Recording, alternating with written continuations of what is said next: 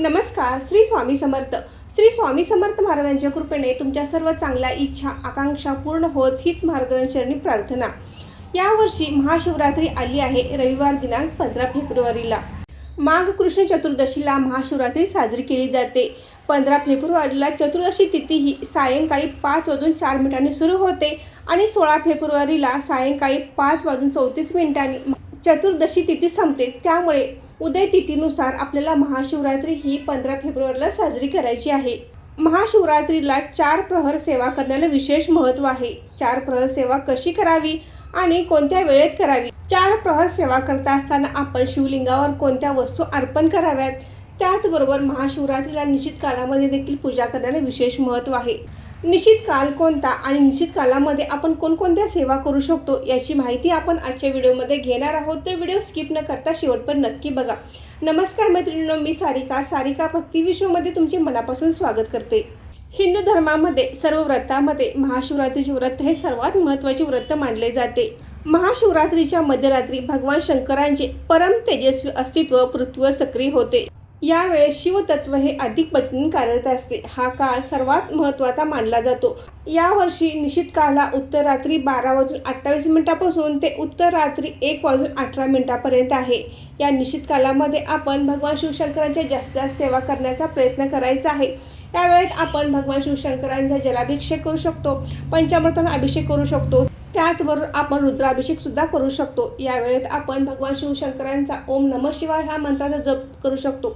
महामृत्युंजय मंत्राचा जप करू शकतो. शिवस्तुती, शिवाष्टोत्तर नामावली, शिवमहिमा स्तोत्र, शिवकवच यांचे देखील आपण पठण या वेळेत करू शकतो. महाशिवरात्रीला भगवान शिवशंकरांची निश्चित कालामध्ये पूजा करण्याला जेवढे महत्त्व आहे तेवढेच महत्त्व महाशिवरात्रीच्या दिवशी प्रहर काळात सेवा करण्याला महत्त्व आहे. तर हा प्रहर काळ म्हणजे काय, तो कसा मोजला जातो? एका दिवसामध्ये एकूण 24 तास असतात. तर या 24 तासामध्ये 8 प्रहर असतात. एक प्रहर हा 3 तासांचा असतो. या 8 प्रहरामध्ये दिवसाचे 4 प्रहर आणि रात्रीचे 4 प्रहर. तर भगवान शिवशंकरांच्या पूजेचा सर्वोत्तम काळ हा प्रदोष काळ मानला जातो. तर प्रदोष काळापासून ते दुसऱ्या दिवशी पहाटेपर्यंतचा हे जे 4 प्रहर असतात ते अतिशय महत्त्वाचे मानले जातात. म्हणून प्रहर काळामध्ये पूजा करण्याला विशेष महत्त्व आहे. रविवार दिनांक 15 फेब्रुवारीला शिवपूजनाचा पहिला प्रहर हा सायंकाळी 6:11 ते रात्री 9:23 आहे. या पहिल्या प्रहरामध्ये आपण शिवपूजन करत असताना शिवपिंडीवर आपण दूध अर्पण करू शकता. शिवपूजनाचा दुसरा प्रहर हा 15 फेब्रुवारीला रात्री 9:23 सुरू होणार आहे आणि 16 फेब्रुवारीला रात्री 12:35 हा दुसरा प्रहर असणार आहे. म्हणजे रात्री 9:23 ते मध्यरात्री 12:35 या काळामध्ये शिवपूजनाचा दुसरा प्रहर असणार आहे. यावेळी आपण शिवपूजन करणार असाल तर शिवपिंडीवर दही अर्पण करायचं आहे.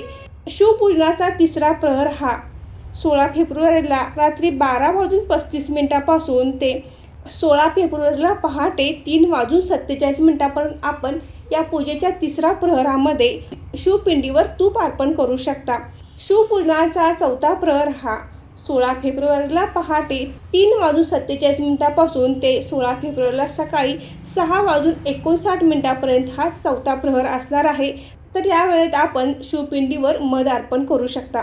तर अशा पद्धतीने तुम्ही 4 प्रहरी सेवा करणार असाल तर करू शकता. तर आता बऱ्याच जणांची ही शंका असेल की प्रहर काळामध्ये आपण एकदा सेवा चालू केली की सायंकाळी 6 वाजल्यापासून दुसऱ्या दिवशी सकाळी 6 वाजेपर्यंत करायची का? तर असे नाही. तर आपण पहिल्या प्रहरामध्ये सेवा करत असताना सायंकाळी 6:11 ते 9:23 हा पहिला प्रहर असणार आहे.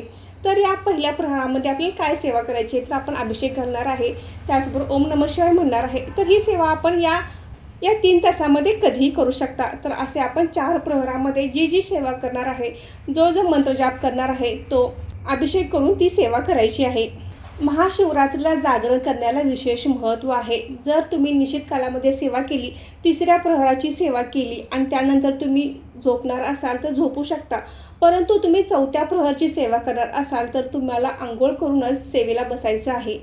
आता बऱ्याच जणांचा असा प्रश्न असेल की आम्हाला निश्चित कालामध्ये सेवा करणे शक्य होत नाही, प्रहर सेवाही करणे शक्य होत नाही, जागरण करणे शक्य होत नाही.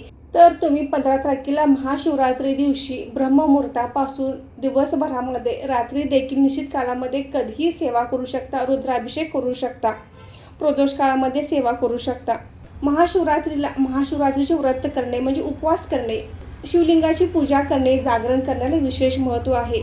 परंतु सगळ्यांना सगळे जमेल असे नाही, तर आपण दिवसभरामध्ये ओम नमः शिवाय मंत्राचा जप केला तर चालेल, महामृत्युंजय मंत्राचा जप केला तर चालेल, किंवा तुम्ही शिवलीलामृत ग्रंथाचे वाचन करणार असाल तर एक दिवशी पारायण करणार असाल तर देखील चालेल. तेही शक्य होत नसेल तर तुम्ही शिवलीलामृत ग्रंथातील 11व्या अध्यायाचे वाचन जरूर करावे. तर मैत्रिणींनो, आजचा व्हिडिओ येथे थांबवते. काही शंका असेल तर कमेंट करून नक्की विचारू शकता. तुम्हाला जर माझा हा व्हिडिओ आवडला असेल तर नक्की लाईक करा, शेअर करा आणि चॅनलला सबस्क्राईब करा. धन्यवाद.